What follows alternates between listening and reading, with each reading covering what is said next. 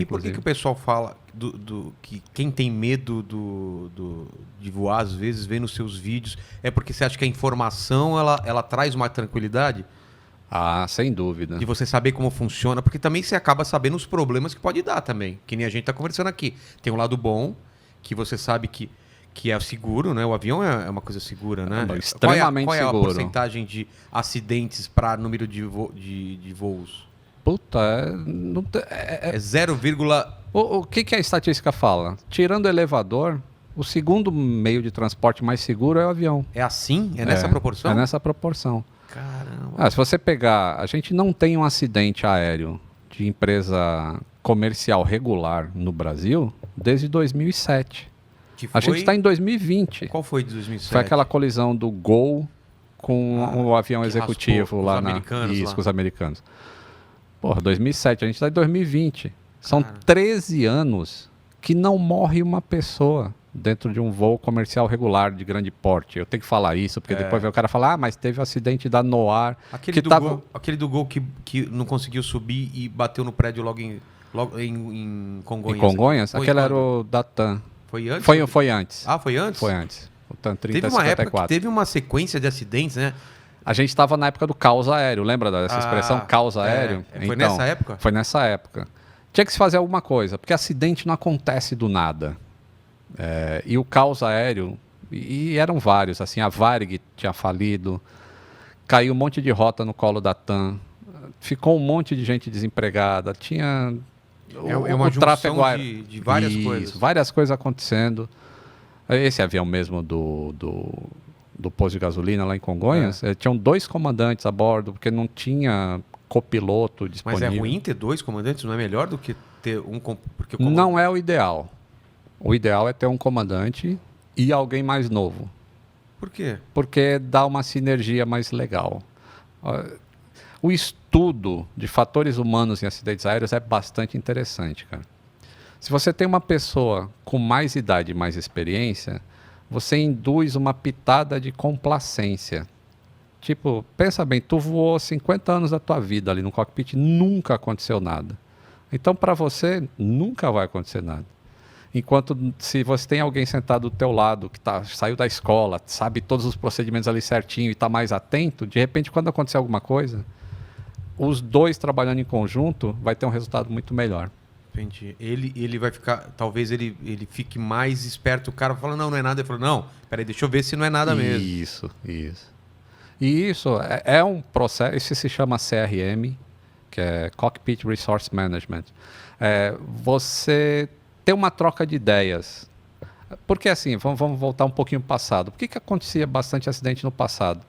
Com fatores humanos também. Se descobriu que a hierarquia no cockpit não funcionava direito. Porque sempre que dava algum problema, o comandante sempre tomava a decisão. Mesmo sendo errada. Mesmo sendo errada. E o cara que estava na direita nem podia questionar, por causa da hierarquia. Pô, o cara é o meu comandante, ele está falando isso, eu não posso fazer nada. Se eu fizer, eu sou mandado embora se sobreviver. E aí existiu esse CRM, que é ter uma troca de informações. Assim, hierarquicamente, o comandante ele é responsável pelo voo e pelo bem-estar de todas as pessoas a bordo do avião dele. Mas o copiloto compartilha da responsabilidade. Então ele pode dizer agora para um comandante que ele tem determinados... não estou confortável com essa situação, vamos discutir isso. Então, mas a palavra final ainda... Sem tomar um tapão. Mas a palavra final ainda é do comandante. Depende de como o sistema está implantado numa empresa. Eu já conheci, assim, já aconteceu, já vivenciei isso. Um voo internacional com um avião gigantesco que deu um probleminha em um sistema de navegação que não é mais usado. Porque hoje em dia a navegação é muito avançada, assim, é sistema inercial, por causa da esfera, que é o globo terrestre. Sistema inercial. Várias cutucadas aí. Tem pessoal da Terra plana aí no chat ou não? Pararam de falar. Estão falando de outros assuntos. Estão falando de acidentes aéreos aqui. A gente vai falar mais. Vamos falar.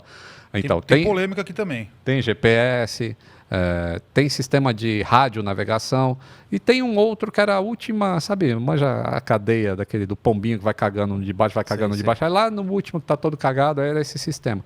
Aí sistema, e tem 2 nesse avião, que não usa nunca. E um sistema ficou inoperante. Aí o comandante falou, nem ligo para isso aí. Aí o cara que estava na direita falou, o voo internacional normalmente tem 3 no cockpit, o que troca a tripulação. Tá. Aí o outro falou, para mim tá bom. Aí o terceiro, mais júnior, falou, eu não tô confortável. Cancelou o voo. Ah, é? Por causa do terceiro que era o mais novo? Caramba. Então, mas isso depende do nível de CRM que cada empresa tem. Então isso varia conforme... Nesse caso do posto de gasolina, que ele estava na subida, né? Não, ele tinha pousado. Ele pousou, estava chovendo Congonhas, bastante. Ele estava com um reversor do motor direito inoperante. E para o outro reversor funcionar... Reversor é o que faz ele parar. O reversor é aquilo quando pousa o avião, não faz um barulhão. Parece que o motor está acelerando. Né? Então ele está acelerando, mas ele está jogando o ar a 45 graus, assim, para frente. Tá. Ele ajuda a frear. O que freia o avião é o freio mesmo, o freio das rodas. Aquilo é o que para o avião. Aquilo ajuda bastante. E a manete ficou em posição errada. Então, um motor freou, e o outro, pelo fato da manete não estar na posição que tinha que estar, acelerou. Então você pensa, um lado do avião estava acelerando e o outro freando. E os freios não funcionaram, porque se um lado está pensando que vai decolar, o sistema de freio cai fora. Então ele não tinha como parar aquele avião. E aconteceu tudo em 13 segundos. Mas o cara fez merda? Ele não sabia mexer no negócio ou não? Ele sabia. É que não dá para a gente falar assim. Não, dá para saber. Assim, é tudo descrito no relatório. Mas são uma conjunção de fatores. Você tem que imaginar o que ele estava pensando para pousar daquele jeito, o peso que ele estava, com excesso de passageiros, com várias coisas. Assim. Na verdade, ia arremeter o voo. Ele ia tocar. O ideal, Ele ia sair de novo e levantar voo. Então, na verdade, assim, a tomada de decisão teria que ter sido lá atrás de não pousar em Congonhas com aquelas condições. Um pouquinho antes gente tinha derrapado lá e falando que a pista estava muito escorregadia.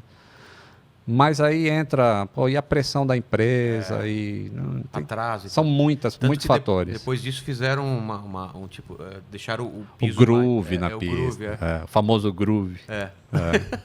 Por que não tinha antes disso? Porque não achava que não era necessário? Na verdade tinha, mas ele vai desgastando com o tempo, né? Precisa fazer aquilo constantemente, uma reforma na pista, é caro e aí entram outros, entra o caos aéreo total. E aí fizeram, interessante, a pista foi reduzida também para evitar acidentes. Olha que interessante, né? Não é melhor Não é contraintuitivo? Na teoria você tem que aumentar para ter mais área de frenagem, né?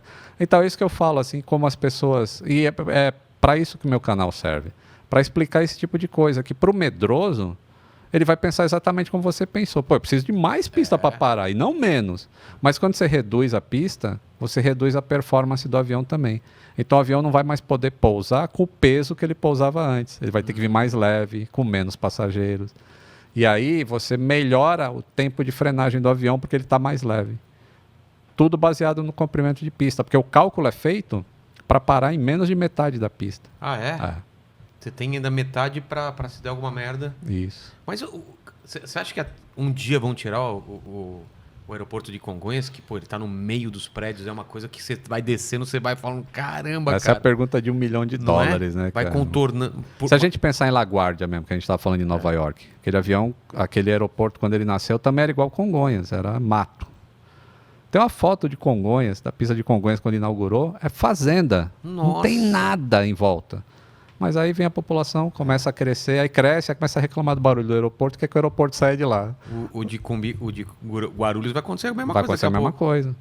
A área que eles tinham reservado para fazer a terceira pista em Guarulhos já é tomada, é uma cidade já praticamente, um bairro inteiro lá. Nossa. E não tem jeito mais. Não tem jeito, se for construir a pista agora para desabitar todo mundo lá e pagar indenizações Caramba. Complicado. E esse caos aéreo, como que os caras conseguiram resolver esse problema ou não resolveram até hoje? Mudou muita coisa, mudou... Tinha ponto cego, tinha um monte de ponto cego, né? No Amazonas, em algum lugar. O ponto cego continua existindo. É? De comunicação, porque, na verdade, não existia o ponto cego. Teve uns problemas de frequência, de rádio e tudo mais. Mas a onda, né, uma onda de rádio, Quando você sintoniza uma rádio aqui em São Paulo e você vai para Santos, quando você está chegando em Santos, ela já está chiando, porque existe uma distância que a onda percorre. Com o avião é a mesma coisa. Então, pô, se tem uma área de floresta onde não tem uma antena de rádio, é óbvio que não vai ter comunicação. Mas isso é normal e é previsto. Você comunica de outra maneira. Como, por então exemplo? isso com rádio de ondas curtas, que aí ela propaga mais. Você consegue falar com o Japão, por exemplo. Aliás, no livro, uma das maneiras que eu consegui falar com o Brasil quando eu estava lá no Zaire foi através do rádio do avião. Eu chamei Manaus, de lá do Zaire, consegui falar com Manaus para eles passarem uma mensagem para minha família que eu estava vivo, que nem isso eu conseguia falar. Caramba. Drama no livro, hein? E outra coisa desse acidente é que falaram que que tem corredores, né? Você vai para ir para uma altura, uma altitude, não tem essas coisas? Esse do corredor que Gol? chama? Aerovia. Aerovia. Aerovia. E tava errado também isso? Estava errado, Porque eles estavam muito próximos um do outro? O que foi? Assim, é também uma sequência de erros que aconteceu. Acidente nunca é uma coisa só, Não, né? Nunca é uma coisa só. E ainda tem um componente, uma pitadinha de azar ainda por cima. Além de tudo que dá errado, ainda tem um azar. Os caras saíram de São José dos Campos com o plano de voo, que a torre não passou direito, isso foi um dos fatores que contribuíram. E aí ele sobe, quando chegasse em Brasília, ele ia fazer uma curva à esquerda, e ele teria que alterar o nível de voo dele, subir. Eu não lembro se era subir ou descer, mas ele tinha que alterar o nível, porque os aviões voam em níveis diferentes. Se ele está indo para cá, ele está em um nível, quando ele volta, ele vem em outro, justamente para não acontecer acidente. E ele não trocou o nível, então ele ficou no mesmo nível de voo que o Gol vinha. Nossa. Só que isso seria visto pelo radar. Só que em algum momento o transponder ou desligou ou falhou nesse avião. Isso não dá para concluir pelo relatório. E aí ele some do radar, fica só um ponto no radar sem informação de altitude. E aí foi bem na hora que estava trocando turno na torre. Mas, cara, é muita coisa. É muita coisa. É por isso que é tão pouco acidente, porque é uma sequência de erros absurda. E as pessoas me perguntam às vezes, pô, e a gente sabe quando acontece o acidente. E quando não acontece? E quando quase acontece. Já deve ter passaram triscando, né? Aí tem todo um relatório para preencher, reportes, e existe um banco de dados para isso, que se chama incidente, né? Recentemente aconteceu aí um aviãozinho decolando de Curitiba com vacinas. Ele decolou e, de acordo com a nota oficial, porque não saiu ainda o relatório, isso foi semana passada, semana retrasada, o piloto automático fez uma curva para a direita, quando deveria ser para a esquerda. E quando o aviãozinho fez curva para a direita, vinha um Gol que ia pousar em São José dos Pinhais. Tem que falar São José dos Pinhais, porque se eu falo Curitiba, os Curitiba... O aeroporto é em São José dos Pinhais, não é em Curitiba. Já aconteceu isso comigo também. Não é em Curitiba. E aí, quando esse Gol ia pousar em São José dos Pinhais, o avião entrou numa separação menor do que o padrão de separação. E aí toca um alarme no avião. Fala, ó, traffic, porque está entrando alguma coisa numa bolha, porque os aviões voam com uma bolha de segurança em volta. Entendi. E aí o cara teve que arremeter e fazer o negócio. Não deu nada. A torre percebeu, pediu para o Gol fazer a arremetida. Então aconteceu tudo normal. Não foi um acidente, mas é tudo documentado. Entendeu? Porque é isso que gera aprendizado para que não aconteça mais no futuro. E se foi um erro operacional na hora de setar o piloto automático? Precisa ver o que aconteceu, resolver, e aí todo mundo fica avisado. Pô, não é mais para fazer dessa maneira, senão um dia pode dar merda.